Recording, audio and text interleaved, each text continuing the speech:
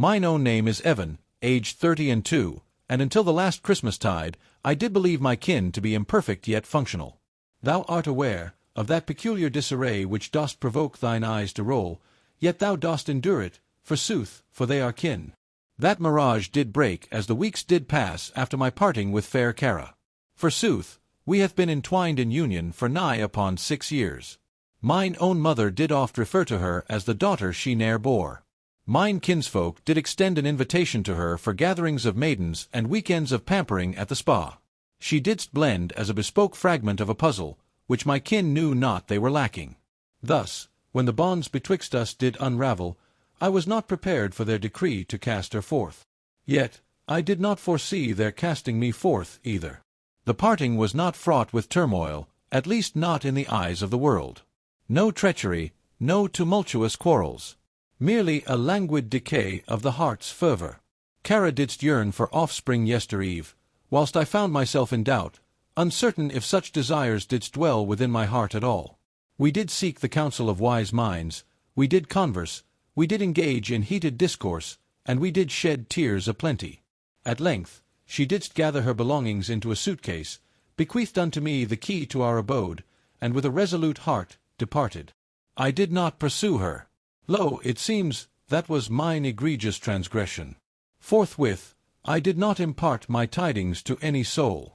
In sooth, I craved a realm of solitude. Yet, Cara did indeed. She didst make her way with haste to my mother's abode, weeping sorely, lamenting that she knew not what had gone amiss. That I hath simply relinquished mine hopes for her.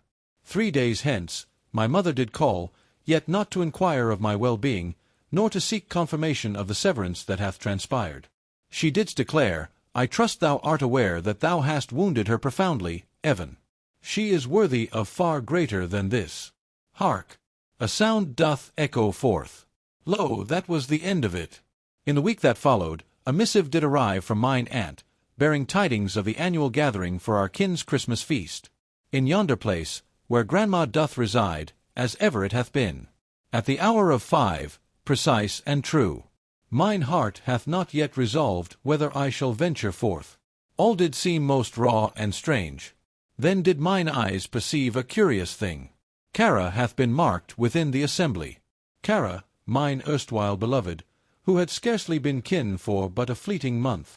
Thus did I respond, inquiring if perchance that were an error. My uncle did respond ere any other, She remaineth still kin to us, Evan. Pray, let us not render this moment fraught with discomfort. Pray, let us not render this moment fraught with discomfort. The words didst rebound within my mind for countless hours. As though I were the one to shatter the tranquillity. As though I were the tempest they must tread lightly round. Not the man who, bereft of his beloved, hath been silently blotted from the cherished customs of his kin. I didst counsel mine own heart to refrain from delving too deeply into its meaning. Perchance it was but a mere misapprehension. Then did mine mother summon me. She doth not ring unless the matter be of grave import. Greetings, my dearest. Hark, I perceive this year doth bear a certain peculiarity, she commenced, in that overly dulcet manner she doth employ ere uttering words of dire consequence. Yet, we have all come to a consensus that it would be most prudent for thee to grace us with thy presence at Christmas, provided thou dost vow to refrain from causing a tumult. We dost desire naught but tranquillity to reign supreme. For the younglings. Serene and tranquil. For the younglings. Lo, there it stood. Not only was fair Cara still summoned to the gathering, but it seems she hath also been bestowed with my rightful seat. Verily, mine grandmother, with tender care, did ever craft place cards with grace. From mine own cousin Jess, I did learn that this year, my own was lost to the winds of fate. Cara found herself betwixt her mother and Aunt Lisa, a scene most familiar. It is but a simpler path. Jess did send a missive, as if that rendered all well. As though I were a conundrum to be tamed. Not a scion. Not of mortal kind. In mine own chamber, that fateful eve, the hush did weigh upon me, and I did laugh. Not with a heart of bitterness. Not in wrathful guise. Lo, a mere whisper of mirth, weary yet profound. It struck me how absurd it all doth seem. I have oft contorted my very being for the sake of this kin. When my father fell ill, I didst pay off the burden of my parents' dwelling debt. Assisted mine uncle's waning enterprise in weathering the tempest of the pandemic. Last year, I didst lend mine own name to a car loan for my brother. What dost thou propose now? Now I find myself entreated to refrain from rendering the air heavy with discomfort. Thus did I respond to my mother on the morrow. Merely a solitary utterance. I would sooner endure the chill of solitude than feign that this is kinship. Then did I cease the buzzing of mine device. In the days that followed, not a whisper reached mine ears from any soul. No soul did summon forth. No soul did inquire after my well-being. Yet, I found myself burdened with matters that required mine attention. In sooth, a handful of levers I might draw upon. Lo, what none in my kin hath ever truly comprehended is the weight of their dependence upon me, hidden in the shadows of our lives. They did delight in boasting of their steadfast unity and the noble deeds they accomplished as one. Yet when the tempest did arise, it oft fell upon my shoulders to bear the cost or to mend the chaos wrought. And I possessed the tokens of my transactions. Verily, those of a literal nature. I did not act with haste, but lingered in the moment. I bestowed upon them a measure of time.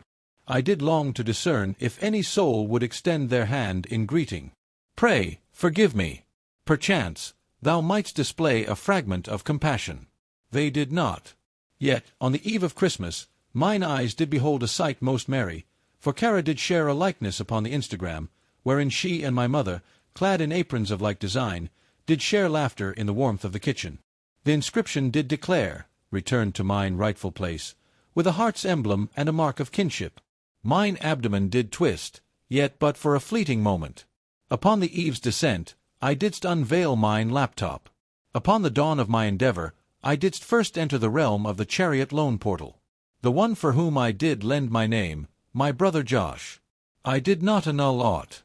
I have but now withdrawn my name as the surety. That didst swiftly summon forth a review of credit upon his account. He hath neglected to render a handful of payments. Verily, I was aware of that truth. In silence, I did shield them, to safeguard his noble tally. Then did I unbar the portal of the mortgage lender's domain. The payments were in good standing, yet this state of affairs was but a consequence of a recurring wire, deftly arranged from mine own business account. I didst cancel it. The forthcoming installment hath been appointed for the 5th day of January. Pray, let us proceed to the humble abode of my uncle's wares. In yonder quaint café, nestled in the heart of the town, I did lend mine aid to secure its lease in mine own name, that he might not fall into the depths of default amidst the trials of the plague. I didst reach out to the steward of the estate, and did convey mine intention to not renew the covenant. The term of the lease shall expire in the span of 3 moons hence. Yet I uttered not a word.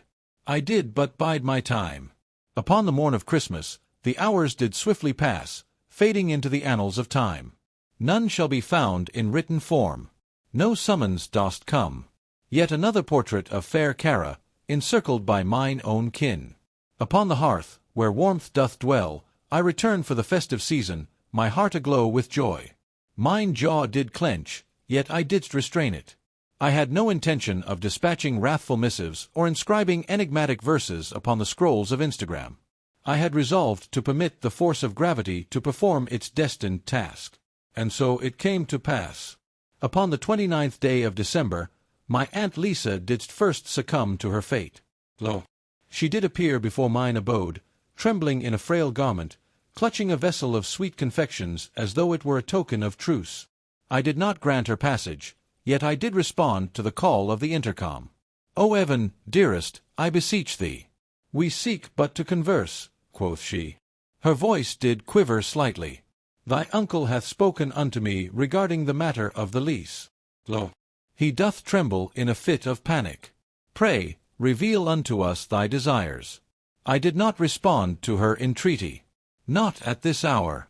From mine elevated chamber, I beheld her through the pane, grasping the Tupperware, gazing upon my dwelling as though it might devour her entire being. Upon the passage of but a fleeting minute, she did depart, her steps fraught with hesitation, as though she anticipated my pursuit in earnest. I did not. Instead, I took my seat at yonder desk, unlatched my tome, the very one wherein I had inscribed each boon, each fleeting loan, each silent rescue I had bestowed upon my fellows these past 5 years, and began to trace my lines.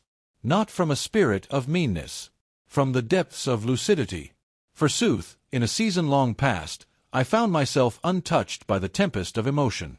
Verily, I did choose to refrain from fostering those who perceived mine worth solely in moments of utility. On the 30th day of December, a call didst come to me from a number most unfamiliar. I did permit it to resound forth. Yet once more, a mere 5 minutes hence. Then a missive, fair and true. Good morrow, Evan, 'tis Josh who doth speak. We must engage in discourse. Pray, I beseech thee. At my mother's abode I find myself. Shall we convene?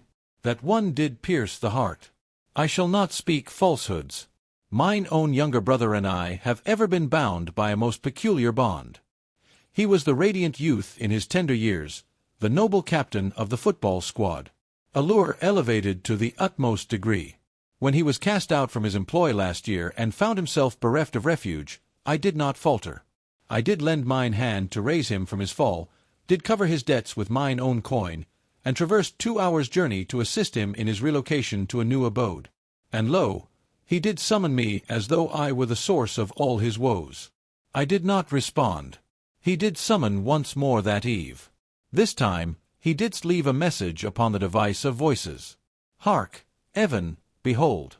In truth, I was unaware of the pursuits in which mother and fair Kara were engaged. Verily, I did believe thou wert content with it. Thou didst utter naught. Pray, do return my call, good sir. They dost find themselves in a state of great distress. They dost find themselves in a tempest of disquietude. Not he did feel remorse. Not he, burdened by the weight of guilt. They were in a state of great distress. On the 31st day of December, as the clock strikes 11:40 past the hour of night. Whilst the multitude did imbibe in sparkling wine and awaited the descent of the grand orb, I found myself solitary upon my balcony, a chalice in hand and a cloak of warmth about me, gazing upon the pyrotechnic display that adorned the city's silhouette. Once more, my device did vibrate with a gentle hum. This time, it was the matron of our kin, the venerable grandmother. The lady whose abode once did resemble a realm of peace untainted. She didst ne'er take a side. In sooth, I have ne'er bestowed preference upon any soul. Until this very year. Her missive was brief. Mine intent was never to bring thee pain. Pray, may we converse? On the morrow. Mine eyes did linger upon it for an age unmeasured. Then I didst close mine device and reclined, hearkening to the city's joyous revelry as it welcomed the new year. Forsooth, in this rare moment, I found mine heart unburdened by the weight of all that must be mended. Upon the 2nd day of January, at last, the dam did burst forth. Lo, it was my mother who didst appear this time. Without forewarning. Lo, a gentle rap upon mine door at 7:30 in the morn. I did not respond forthwith. Upon the distant threshold I lingered, beset by doubt, pondering whether mine eyes should behold her visage. Yet a fragment of my soul, perchance the very essence that recalls her tender embrace as I embarked upon my collegiate journey, or the warmth of her nurturing hand crafting my cherished broth in times of ailment, yearned to glean the words she bore. I did unbar the portal. She appeared weary, as though the weight of the world did rest upon her brow. More aged, in some manner, as though the festive season had sapped her very essence. Her visage, marred by the smudge of artifice, did tremble as her voice did falter. Greetings. I did not stir. Mother. She didst pause, grasping her purse as though it contained all the fitting words. We harbored no intent to bring thee pain. Verily, I uttered naught. She did advance but a pace, with grace imbued. Thou must needs comprehend. Kara was akin to kin. We did not wish to part with her as well. Didst thou choose to cast me aside instead? She recoiled as though I had struck her with a cruel hand. Such injustice dost not sit well upon my heart. It is most assuredly precise. I did interject. Serene, level and unadorned. Thou didst bid me refrain from rendering matters uncomfortable. Thou hast bestowed upon her my rightful place. Thou didst permit her to usurp my joyous respite. Yet thou didst not even deign to inquire if I was well. Hark, the stillness doth reign supreme. Then, with gentle heart, I mused thou requiredst room to breathe. In mine hour of need, I did respond, seeking solace and aid. Yet, I did not perceive that aid was bound by stipulations and conditions. She appeared as though tears might cascade, yet I felt not the customary tide of remorse that once swept over me. Forsooth, I hath toiled through the years, diminishing mine own self to bring ease to those around me. Not henceforth. At last, she did implore, Pray, reveal unto us thy desires. Mine eyes beheld her visage. Indeed, gazed with earnestness, and didst come to understand that she sought not the means to mend the matters at hand. She did inquire as to how she might reclaim her lost solace. Much could I have sought, indeed. A humble entreaty for forgiveness. A gathering of kin, where discourse doth unfold. Accountability to the public, a noble charge indeed. Yet that would have been for their own sake. In sooth, I held no desire to impart upon them a lesson of consequence. Mine heart was stirred with a desire to reconstruct mine own self. Thus did I declare, I desire naught. Not henceforth. She didst part her lips, then didst seal them once more. Without a script, I stand bereft of words. No swift remedy doth exist. Alas, the stark truth of a portal she could no longer traverse. I did withdraw, and with tender care did close the portal. In the waning hours of that day, an epistle did arrive from the leasing office of the café. Mine uncle did entreat for an extension of the lease. I didst deny it. At last, I didst log into mine bank and didst bring to a close all automatic transfers to mine parents' mortgage. The final thread that remained to me was the account of commerce. A common account I did establish in days of yore, to aid in the unity of kin, when we did scheme for collective ventures. Verily, I had let it slip from my mind, I confess. Yet I didst verify it. And in that moment, mine eyes beheld a sight that chilled the very marrow of my bones. 2 moons passed, whilst I still tarried with fair Cara, a withdrawal was wrought by another. A grand and ample one. Verily, nigh upon 5 figures. Marked, Preparation for the gathering. On that very day, fair Cara didst share tidings of a most enigmatic retreat for maidens. What name dost thou bear upon the scroll of authorization? Mother. Upon it, mine eyes did linger. Then did I seize mine device, capture a likeness, and affix it to a fresh missive. It proclaimed, A joyous new year to thee. Pray, inform me of thy preferred means to repay this debt. Ere I entangle another in this web. I did strike the send button. The response did arrive with swiftness beyond my anticipation. Lo, but scarce 10 minutes had passed since I did dispatch my missive, when a call didst come forthwith. I did not respond. Then, prithee, another. Then didst a tempest of missives from my mother descend upon me, each a variation of, "'Tis not as thou dost imagine. We shall elucidate all matters forthwith. Pray, do not act in haste.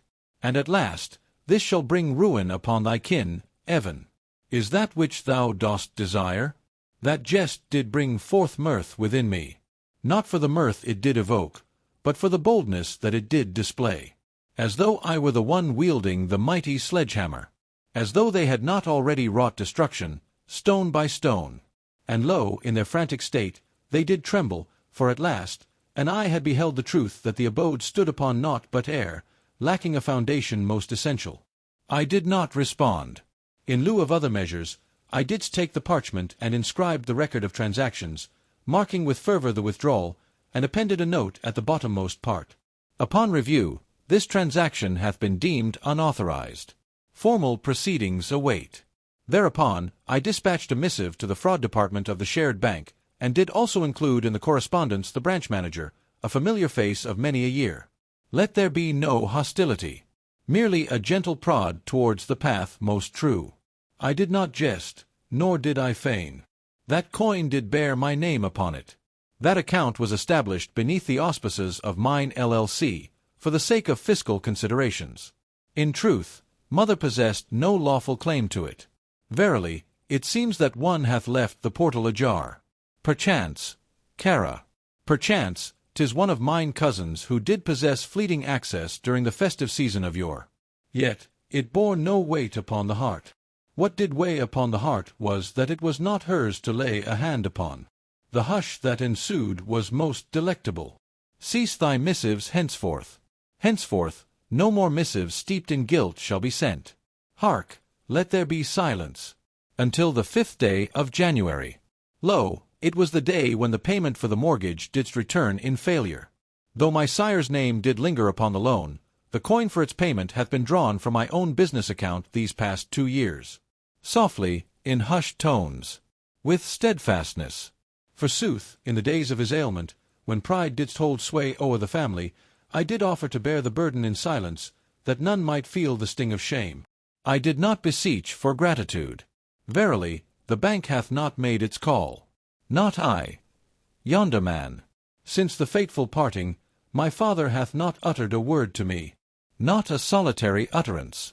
Not a single token of approval dost grace the family discourse. Yet, upon that fateful night, mine device did ring forth. I didst recognize the number.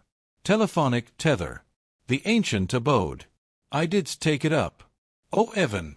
His voice did resemble the harshness of sand upon stone. Father. A moment's respite.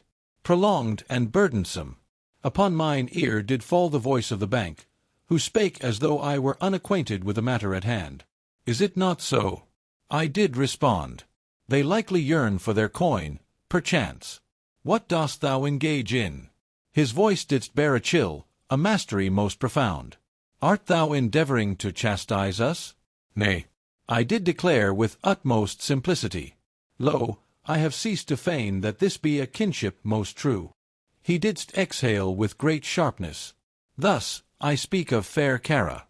Mine jaw did clench with fervent might. This doth encompass all that is. Dost thou believe we are in thy debt for thine assistance? Is that all there is? Verily, I ponder. With measured speech, I did declare, that thou all didst grow quite at ease in taking from me, never once pondering that thou might need to render aught in return, or perchance regard me as a being of worth. Yet another interlude doth ensue. Then, thou art committing a grave error.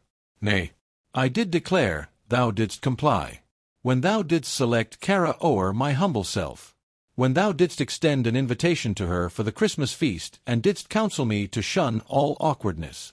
When thou didst make it evident that the sole visage of me thou didst favor was that which kept his lips sealed and his purse ajar. With bated breath, I lingered, yearning for his words to grace the air. All things. Yet he did not. He did sever the connection. Lo, 3 hours hence, my cousin didst call upon me. I didst turn a blind eye to it. Then my dear aunt. Then, mine own brother. Once more. They did not extend their hand, forsooth, out of longing for my presence. They did not summon forth their voices, for their hearts bore no remorse. They did summon forth, for the system didst falter and crumble. The mortgage lay in neglect, unpaid and forlorn. The time of the lease doth draw to a close. The accounts of commerce were being marked with suspicion. And thus it was ere the rail bomb did descend. Upon the 7th day of January, a missive didst arrive from the steward of the café. Verily, it seems mine uncle did endeavor to parley for a lease extension at the final hour, yet alas, the steward of the property had already commenced the display of the abode to prospective tenants anew. They didst discover a humble bakery chain of the locality, which did express an interest. Lo, the manager did unwittingly reveal, in a moment of careless speech, that the cause for mine own departure from the current leasehold was naught but the shadow of illicit financial dealings lurking beneath the enterprise. The purveyor of the café, the mightiest of suppliers, hath caught wind of the whisperings that do abound. Lo, the health inspector, a man whose fate entwined with that of the new bakery's mistress, by the bonds of wedlock. By the 10th day of January, whispers did circulate that mine uncle's café might be entangled in the web of deceit or the evasion of taxes. It was not sooth. Not wholly so. Yet I took no action to halt its course. What cause doth compel me to do so?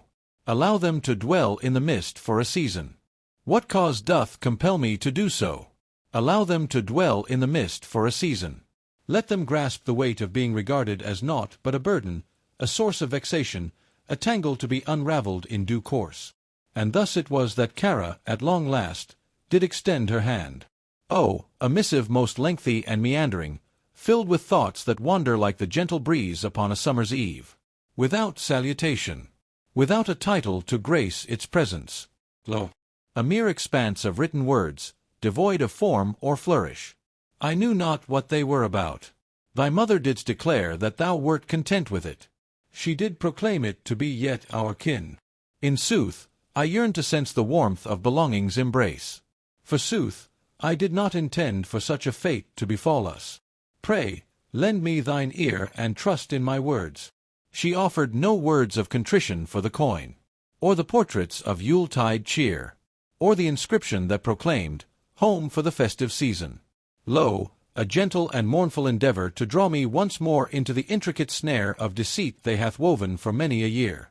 I didst archive the missive without offering a reply. Upon the eve's gentle embrace, I ventured forth to the mailbox, whereupon I chanced upon a missive from my dear grandmother.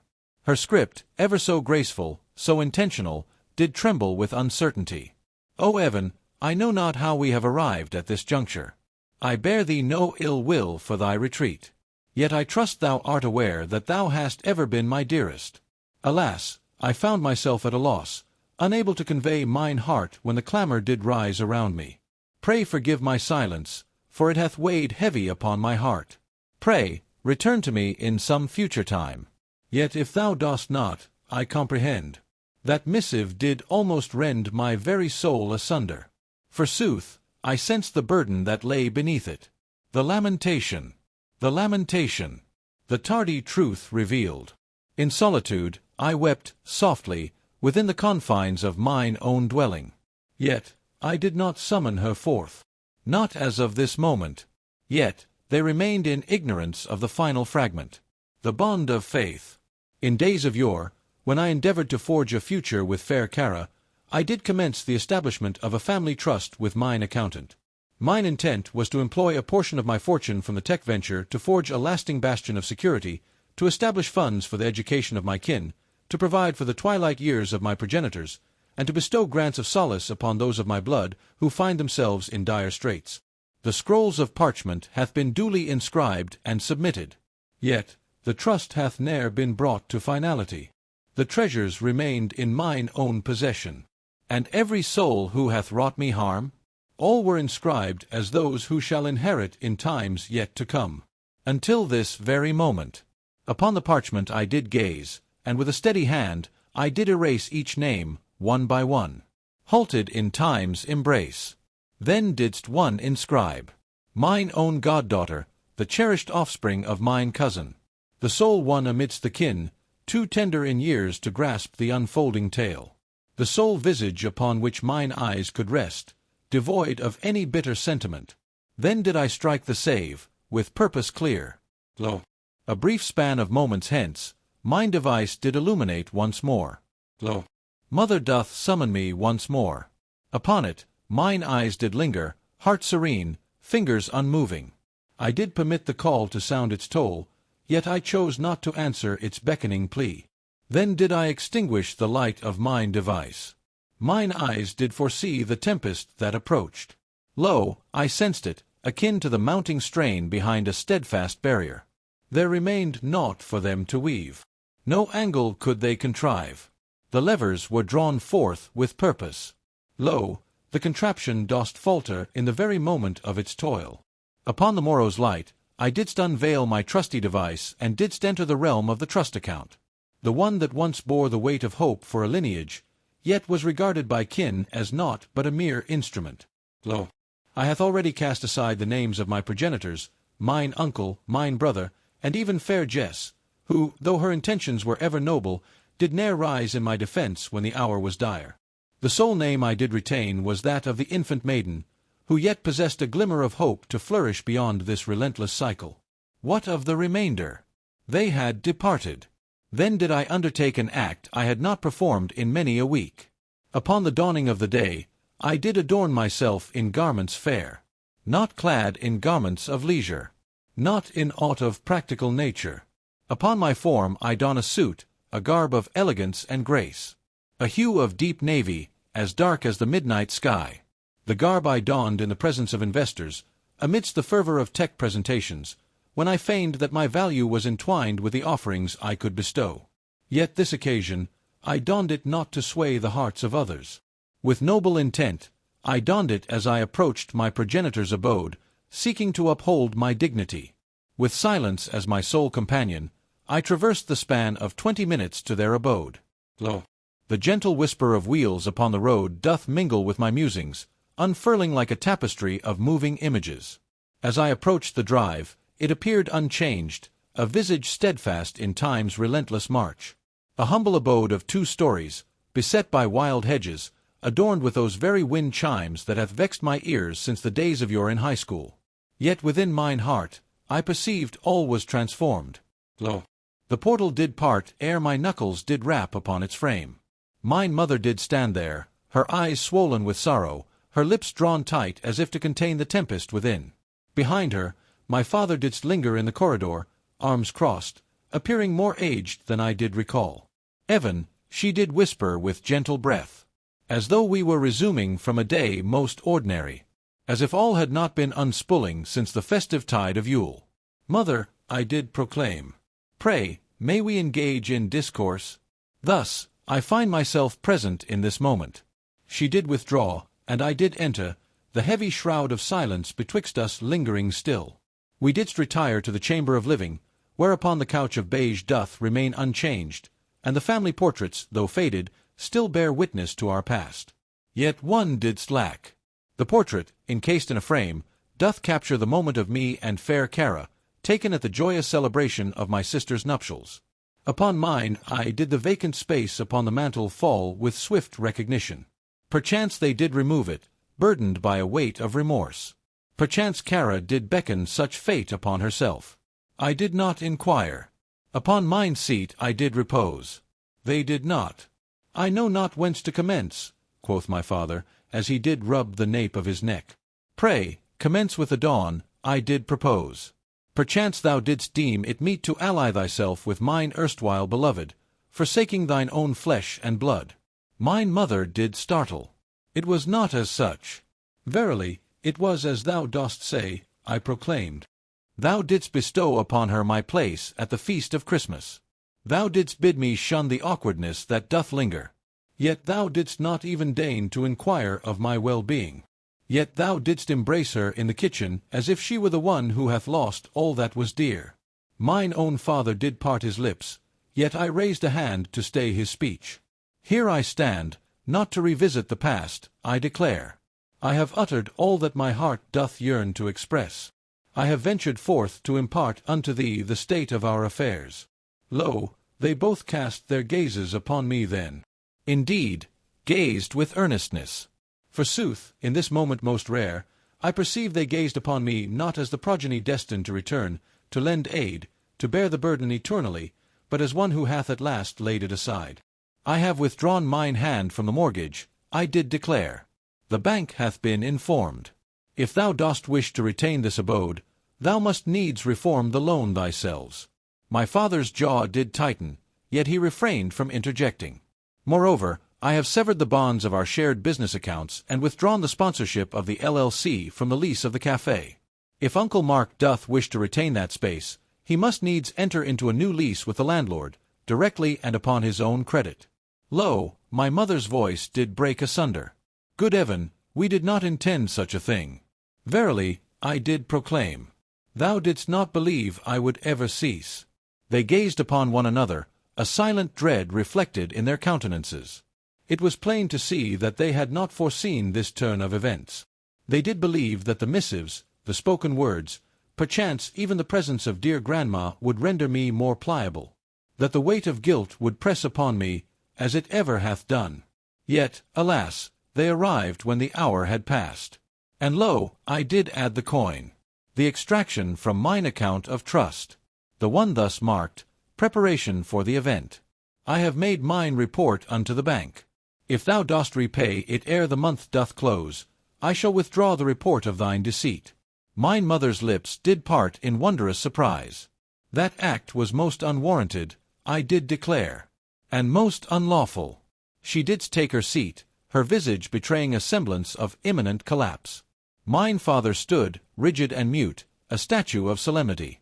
"What dost thou undertake this course?" she did beseech, as tears did cascade down her fair cheek. "We are thine own kin." I did incline mine form unto the fore. Nay, I did declare, "Thou wert my duty bound." Forsooth, many a year hath passed. Text thou didst lean upon me. Thou hast employed me as a mere tool. And when I didst seek thee, not for coin, nor for boons, but for gifts, thou didst bestow upon me but rules, terms, and stipulations. A caution, lest thou become a weight upon others. She wept softly into her trembling hands. Mine father did abide, steadfast and unmoved. I did take my stand. Thus I declare, this shall be our final discourse for a season, I did proclaim. Not for the reason of disdain towards thee. Yet, forsooth, I find myself in the embrace of self-love, surpassing the dread of solitude. They did not hinder my passage as I didst depart. And forsooth, I did not cast mine eyes behind. Fortnights did glide by. Then the passing of months. The claim of deceit was resolved with nary a whisper. The coin was restored in its entirety, perchance lent by one of my father's ancient companions. The café didst close its doors at the month's end of February, to be supplanted by the bakery, adorned with a pastel facade and serenaded by the sweet strains of morning jazz. Once did I stroll past. The panes did gleam with radiant light. The atmosphere was imbued with the sweet essence of newly baked bread and the warm embrace of cinnamon's fragrant allure. It did seem a fitting end to the tale. Lo, I have made several attempts to extend mine hand in communication. A missive doth reside herein. A portrait of her fair niece doth grace the scene. I did respond but once, in simplicity's embrace. Pray tell, may she be faring well? She is the sole recipient of mine earthly bequests. She didst not respond henceforth. My uncle sought to tarnish my name for a spell, branding me as ungrateful, declaring that I had forsaken my kin.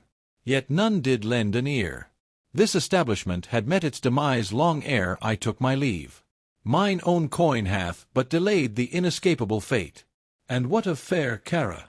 She hath ventured forth to a new realm, betrothed to another soul. By means of a common acquaintance, I did learn of tidings that they presumed would stir my heart. I did not. Yet, I still possess the missive from my dear grandmother, though.